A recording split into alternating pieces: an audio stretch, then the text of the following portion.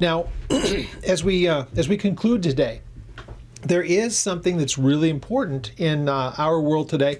As Christians, it's no stretch for us to be able to say that we believe that in the person of Jesus Christ, what we have is the Son of God, the child that was given to us. We've read about it in Isaiah 9.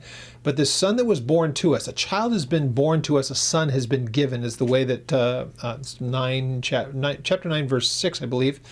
That's just what we're told, is that this is the Father who has given to us the Son. We read from the Psalms where the Father speaking to the Son says, "I have begotten you," and the idea that he would serve before him as a priest after the order of Melchizedek. There are just a number of places where it's not a problem for us, even in the Old Testament, to understand that God speaks to someone that could only be seen as his Son. Now, by the time Jesus comes into this existence, he speaks of God as his Father. There's no mystery here, especially when we read in the New Testament. So for the Christian, we can understand that, yeah, it's being put into terms that we could understand. Father, Son, and the interaction between Father and Son, they're shown to us in the New Testament. And Jesus, when he takes on a body of flesh and blood, of course, he's going to look like somebody who's there before us. So anybody who has a physical representation and a literal physical body is going to have a mother and a father. So mother doesn't get mentioned. Obviously, that's not the important part. Jesus is deity. He's God in the flesh. But if he's in a body, a physical human body, he's going to be speaking about his Father, which he does prolifically in his writings. So it's the Father who has sent him, and the idea of begotten. And again, remember, we read about that in John chapter 1, is that that Jesus was that begotten, the only begotten of the Father, full of grace and truth. So verse 14, the Word became flesh and dwelt among us, and we beheld him. So the only begotten. So the idea that Jesus was born into this reality, into this world, takes upon himself a body of flesh and blood. It was at the will of the Father. That's how he's presented to us as not only Jesus the Son, but the Father who sent him. They're presented to us as personages. So that's to make it understandable to our human mind. No Christian really has a problem with that. If they're genuinely a biblical Christian, they have no problems understanding, because Jesus is the one who uses the terms. My Father has sent me. Think about Philip in chapter 14 of John. Show us the Father and it would be enough. And he says to Philip, have I been with you so long and you still don't understand this? If you've seen me, you've seen him. I'm his representation here. Hebrews chapter 1, Colossians 1, that idea that he's the express image and that everything that could be known, the fullness of the Father dwelt in him. So it's not that they're the same person. It's that everything that you would want to know. In a perfect world, we would be able to say that a son in our world is a direct reflection of their father, that has, the father and son relationship that is here. You would hope that the son is just like the father if the father is good. Well, in this case, our standards of good and all the rest of it, it really kind of breaks down as far as the analogy is concerned there. But Jesus would be able to say, as you have fathers and sons, and the son should be a direct reflection of the father, so am I to mine. So that they could understand the relationship that there is between father and son, Jesus and the Father. So people have trouble trying to work that thing out, but putting it in earthly terms that we could get, not really difficult. So the idea of begetting. Now, why is that an important thing? Because there are some who try to make the argument that when it comes to the beliefs of Christianity and even of Judaism, they're still compatible with the beliefs of Islam, because Islam talks about personages in the Bible, they talk about Jesus, they talk about Allah and as being the one true God and all of those things. So there seems to be a lot of parallels. Well, the problem that you run into is when you start to look at their view of who God is characteristically. So one of the things I love to be able to point out, if you're having a discussion with someone who doesn't know the difference, or maybe if you're talking with someone who believes that, you would ask the question, where in the writings do you find the God of Islam telling any individual in the writings, I love you on a personal level, and I'll demonstrate my love for you by this, that, or the other thing, whatever it may be. I will show you my love for you by this demonstration. In the Bible, we have that in Romans chapter 5, verse 8, where it says, God has demonstrated his love for us in that while we were sinners, he died for the ungodly. So there's a lot in that man is loved of God so much that there was a death sentence against man because of sin, and God has demonstrated the depths of his love in that he gave his only son that he would offer himself as a ransom for the sin of mankind, that we could be reconciled to God. That's what the Bible teaches. So that's very easy for us to track down. It's not difficult. There is a Father, there is a Son. The Father loves his creation, mankind, and to those who would look to him for forgiveness, he's offered forgiveness in his Son. Now, how do we reconcile that? Because there are people that would try to say that the God of Islam and the God of the Bible is the same exact person. Well, the first problem that we have is the one I just mentioned, that Allah does not tell you that he loves you on an individual level, let alone that he gave you a personal explanation of that. Now, we do know that it would say that Allah loves the devout person because of what they do. So his love is what they do in their actions, not in them as a person. And that's why you don't find any real assurance, absolute 100%, you know for a fact you're saved if you do this. It's very much left up to the efforts of the person.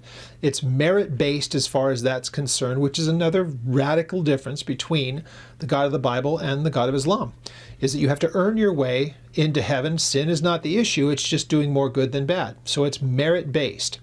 And that's why you will find some people have read into it over the years that if you do this, the work of a martyr or whatever else, that's your one-way ticket. Where the Bible says, no, there's only one way that man can be reconciled to God, because sin is an issue, and it's not that you can ever do enough good to erase the problem of sin. A sacrifice has to be made in order to deal with the sin of mankind. As it was in the Old Testament, which predates Islam, they had to bring an offering of blood to atone for sin. Leviticus chapter 10, it's right there. So, 17 rather, not Leviticus 10, Leviticus 17. So all of that's there. Blood's the atonement, blood's the cost, blood is the price. It's for the atonement of sin. So that was temporary under the law. It's made permanent in the person of Jesus Christ. That brings us to another problem that there is between these belief systems. The idea that Jesus would be the begotten of the Father. So once again, we look upon Jesus, the only begotten of the Father. And so looking up the word begotten, you'll find it in the New Testament a few different times where it's speaking about Jesus, the begotten, the one who is the Son of the Father. Well, you can look in shrines, you can look at it in their official writings within Islam. In fact, inside the Dome of the Rock at Jerusalem, there is the inscription on the inside of that, and you'll find it in a number of places in their shrines where it just says this very simply: God is not begotten, nor does he beget. So as you see that, we need to remember that that stands in direct, absolute opposition to what we see in the scripture itself about not only is there a Father, but there is a Son who is begotten of the Father, and he was given for the reasons of reconciling man back to God because sin was a barrier. None of that is consistent within Islam. So the idea that they would say that God doesn't begat, he was not begotten, that part we all agree on. God has no beginning. But he doesn't have any offspring, if you will. He doesn't beget another. Well, see, there's a bit of a misunderstanding about that as well, because Jesus is also eternal according to the Bible. So when we think of begotten, it's only that Jesus took upon himself a body of flesh and blood. That's the begetting of the Son. But Jesus always has been, always will be. He just took upon himself a body of flesh and blood at one point in time. And that's what John, if you read John chapter 1, verses 1 to 17, you pretty much get a chance to see all of that talked about. So Jesus has no beginning. Jesus has no end. He took upon himself a body of flesh and blood for 30 plus years because that would be the cost of atonement. He would have to be that perfect sacrifice, shedding his blood for the sin of mankind. That is completely incompatible with any of the beliefs of Islam. They're completely at odds. So there's no way for us to make the rational case that the God of Islam and the God of the Bible is the same one. He's clearly not. Distinctively, in just essential pieces, he is completely different. And how he deals with sin and how man could be reconciled to him is a completely different matter between the two belief systems. Also, what happens in the eternal state of things, radically different. They don't even resemble remotely close to the same things that happen after death and in the eternal state. They are completely incompatible. So for people to be able to say, well, they're the same thing because they're a monotheism, trust me when I say, and you can look into it for yourself, draw whatever you want as your major beliefs within Christianity or Judaism or the Bible, however you want to put it. Take a look at the major topics and do a side by side, and you will find that there are far more disagreements than anything that we consider as an agreement. So it's just important that we know that, because our hope is to evangelize anybody that God puts before us, but having an operational knowledge is very, very helpful in this matter. So how do we work our way through this topic and make sure that we can make proper sense of what does it mean when we say that we believe that Jesus is the only begotten of the Father, and we know him to be the one through whom grace was shown. That's verse, again, 14 of John chapter 1. The Muslim would read that based upon the teachings of the Quran or the Hadiths, or even the biography of Muhammad. They'll find out that the nature of Allah as they know him is not even in the ballpark close to what we believe of the Bible and what it has to say about God in his very, very basic nature.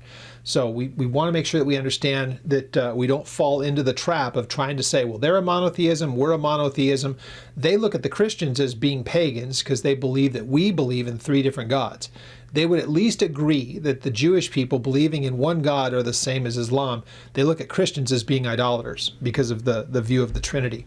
So just very, very interesting, a simple operational knowledge, but just to get, again, for us to be able to understand that when we say we believe in Jesus as Messiah, that is something you will never be able to reconcile with someone who believes in the teachings of Islam, because Jesus is just a created being. He's just a prophet. And when you really read into what they think long after what Muhammad had to say, what they teach about him and what he will ultimately end up doing when he returns to the earth as just a prophet of Islam, the things that he will do and the violence that he will do, it's pretty interesting. But anyway, just wanted to put that out there and make sure that we understood that what is taught is the idea of the begotten Son of God is just anathema to people outside any of the belief systems. It is completely outside the realm of possibility besides Christianity that Jesus is indeed God in the flesh, Messiah, who was sent here to pay for the sin of mankind with his own blood to atone for the sins of man. So that is exclusive to Christianity. And interesting that we need to make sure that we know that and are able to at least defend it in the way of saying, well, here's why we believe what we believe. You're probably not going to be able to convince most people, but we ought to know operationally how it is that we believe what we believe and what it actually states.